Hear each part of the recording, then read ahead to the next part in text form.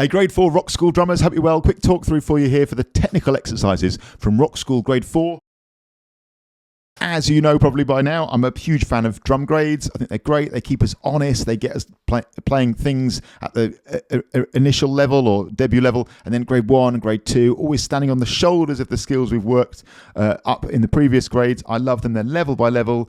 They keep us on a great path. They're systematic. They're one thing at a time. They are, in my opinion and in my experience, the fastest, most efficient way to learn the drums, having them at the heart of your learning. These are the technical exercises from good old grade 4. Here he is, good old Bernard Purdy on the front. The technical exercises are basically the rudiments. So you play your songs, your pieces, but you also perform in the exam the technical exercises. You don't play all of the ones that are written, you learn them all, and then the examiner will ask you to play a selection, and you'll do that in the exam. Why do I love this part of it? Because it's physical skill building. So when you play songs, that's all great. I would say in my experience, drummers who only learn songs and they don't do any of this rudiment type of stuff, that can be great and they can go a long way, but often they find they hit certain plateaus, they hit certain walls, and they say things like, oh, I'm struggling with this section, I can't play this bass drum fast enough, I can't play this sticking bit fast enough, I can't play this hi-hat fast enough, what's happening in this section? What this does is it really establishes your physical skills, and I think this is such a brilliant way to think about playing the drums. As you might know if you've watched this channel before, head, heart and hands. Your head is your music theory, song learning stuff. Your hands are your physical skills, and this hands and feet, that's what this is here. And then heart is groove and feel and creativity. I'm a big fan of thinking of drumming in those three ways. So this is hands. I'm going to rattle through these all the way through from group A through to group E, and just give my two penneth on them. Like I say, I'm a huge fan of them because here we're building our physical skills. This is another version of something I talk about quite a lot on this channel, bottom up learning. And I also think this is just a really cool, grown-up, mature way to think about learning a musical instrument. It's sort of accepting the fact that we can't do everything top down. We can't just listen to music and bash along and learn everything like that, although we can go a long way by listening to music and playing to it. There's an enormous value in that, of course. But this is understanding that there are physical skills involved in playing a musical instrument well, and acknowledging that a good strategy is really to sort of build those skills by working on them, by drilling them, and then that will put you in a position more and more to play the things that you want to play. You can always tell, I think, a drummer who's really worked on their rudiments in this world, technical exercises. So group A is single and double strokes. So single strokes, right, left, right, left, right, left, right, left. Double strokes, right, right, left, left, right, right, left, left. What you do is you play them with an 8th note rhythm, an 8th note triplet rhythm, and then a 16th note rhythm. Each one is 2 bars. I'll play through the whole thing. Here it comes. 2, 3, 4. So single strokes, 8th notes, single strokes, triplets.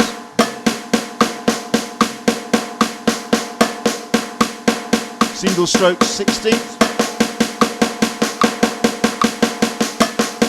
Okay, double strokes, 8th notes. Double strokes, triplets.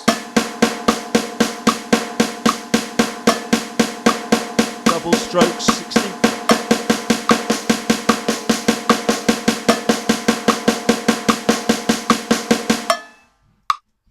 Okay, cool. So it's quite a lot going on there, I guess. In each case, like I say, you're playing 8th notes, 8th note triplets, and then 16th notes. I would say watch out on the 8th note triplets in particular. Almost everybody, including me, instinctively sort of goes to play them a bit too fast at first. Make sure you're going slow enough. That's just 3 hits across the beat.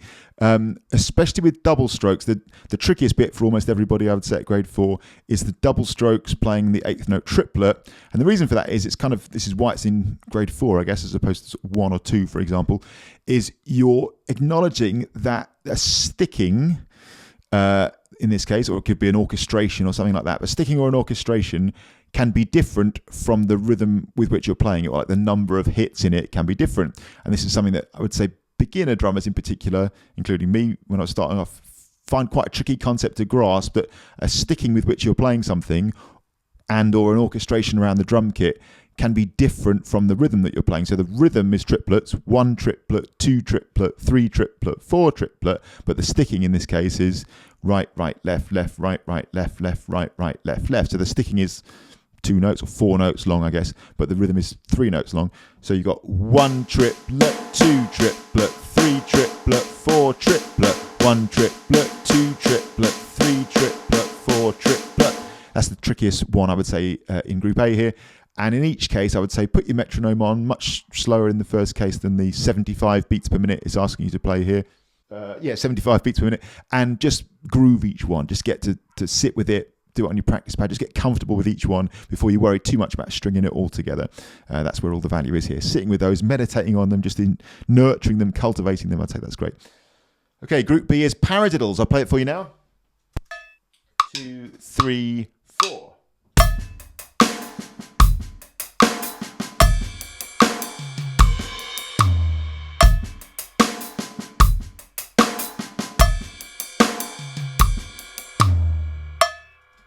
So it's paradiddles, paradiddle, paradiddle, played in groove format. So your right stick, if you're right-handed, is on the hi-hat or the ride.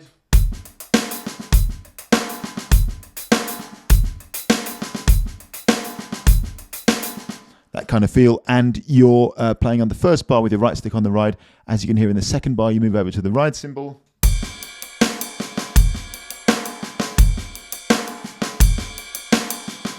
For that kind of feel. And the kind of interesting thing is the left stick starts moving around the toms a little bit at the end there, just to check you're paying attention, I think. For the second bar there. They make a big thing there, the interesting sort of thing that will get you a really top mark, I reckon, there is nailing the accent. There's an accent on the beat each time as you play 16ths, so we can't just go. There needs to be that contrast between the accented note and the unaccented note. Quite often when you're playing a paradiddle groove, we think of the left sticks that like aren't accented, or the snare drum hits that aren't accented, as ghost notes. They're not written as ghosted notes here. They're just unaccented, so not too quiet. But I reckon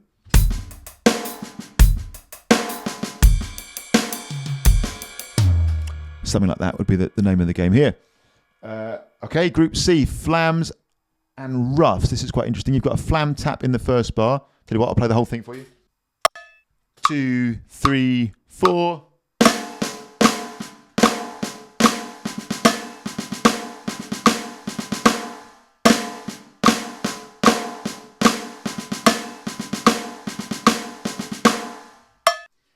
Okay, so in the first bar, we're playing what we call a flam tap there. Flam, tap, flam, tap, flam, tap, flam, tap. That rudiment. In the second bar, we're playing a rough or a 4-stroke rough.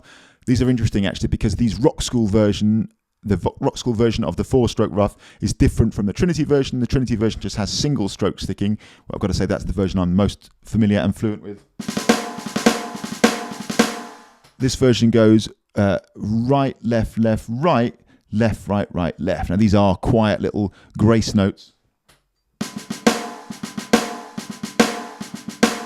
So quite a little challenge, I would say, to get those, especially if you're familiar with the 4-stroke rough as left, right, left, right, right, left, right, left. As ever, Radio 1, Radio 2, Radio 3, Radio 4 is a good rhythm to start with these.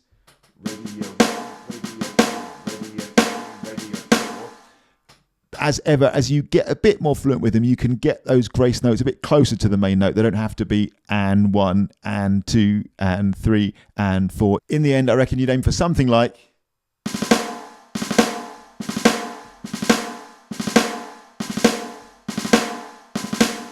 kind of just sweeping into the main note a little bit. But that's the idea there. Keep them nice and soft and quiet. Group D, hands and feet patterns. Now this is interesting. In the first case here, you play the whole thing, the whole 2 bars, and you repeat it. I'll play that for you now. Okay, here it comes from the top. This is A, pattern 1, 1, 2, 3, 4.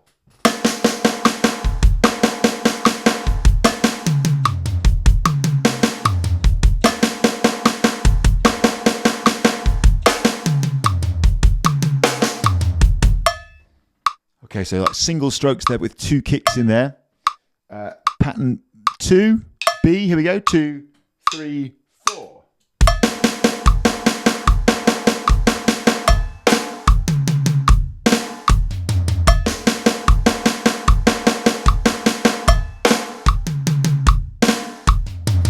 Okay, C, pattern 3, triplet feel. 1 triplet, 2 triplet, 3 triplet, 4 triplet.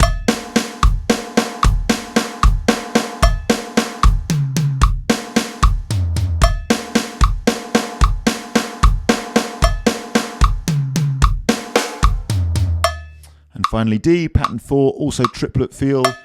2 triplet, 3 triplet, 4 triplet.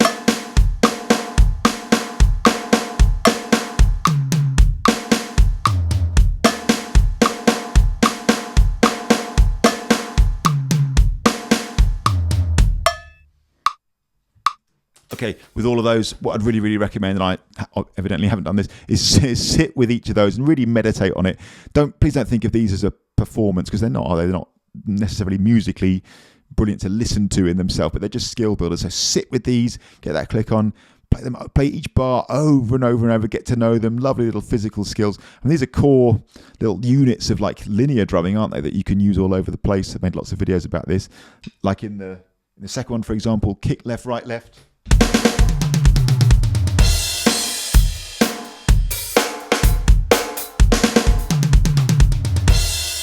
Kind of cool, isn't it? Kind of fun. In the first one, for example, right, left, right, left, right, left, kick, kick.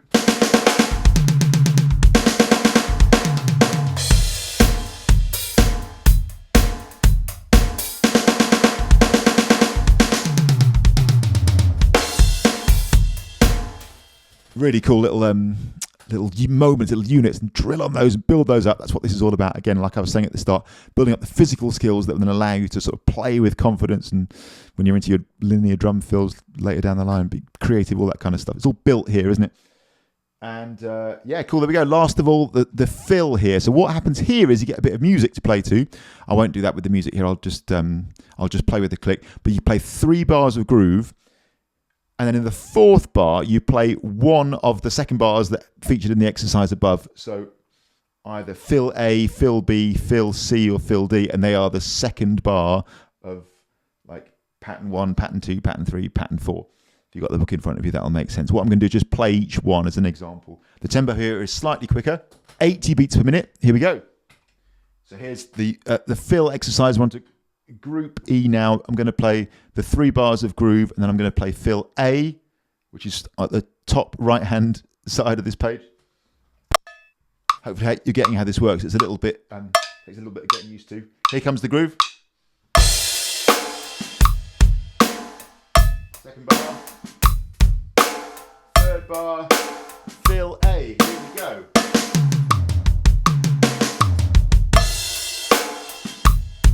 Goes around twice, so here it comes again. And here it comes. Okay, straight into fill B. Here we go. 2, 3, 4.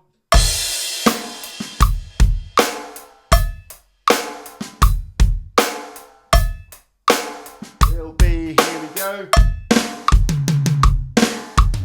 And round again.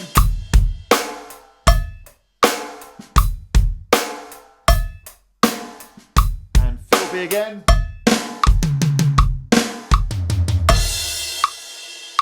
Cool. And now straight into fill C. Remember, the fill has got a triplet feel here.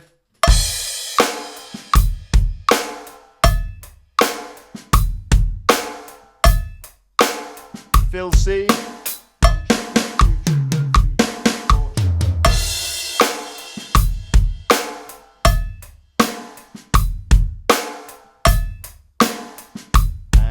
Comes.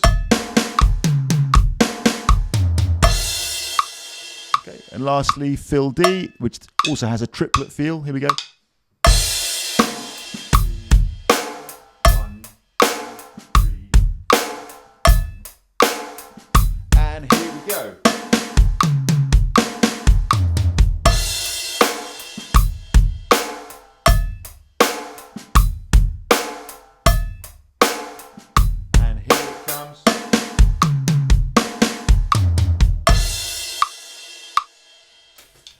So that's that. That's all the stuff for the technical exercises. Now, I fully anticipate it's not going to be my most watched video on YouTube by any stretch, but hopefully this is useful. And I really want to repeat again how much I dig these exercises and this series of grades. I think Trinity and Rockschool both great, incredible skill building. In this job, I get asked, I get sent emails, Instagram messages, Facebook messages all day, and not like a high 90% of the answers that I give come back to this, or another way of saying that, a high 90% of the questions that I get asked, the answers will reveal themselves as you work through a series of books like this, because this is drumming from the beginning. If you want that, then I really do recommend these books. I'm a huge fan of that. Like I say, shout out to channel member Brian. I hope this is useful, Brian. That's just a little once through. Well done, Brian. He's worked through the first three grades really, really well. And now here he is on grade 4. More power to you, Brian. You're going to be a superb drummer, the path you're on. Other drummers will remain saying, I'm stuck, I'm struggling with this for years to come. You'll be flying through this, mate. Well done, well done. Just keep going. Hope that's useful. And man, give us a shout anytime. Obviously, this is only my opinion. If drum grades and doing rudiments aren't for you, that's totally cool, man. Good luck to you as well. More power to you. But I'm a big fan, as I say, and I hope that little talk through is useful if anyone's not certain about any of the bits. If you do have any questions about anything on there, Brian or anyone else, obviously give me a shout anytime. And thanks for watching. Really appreciate it. Cheers.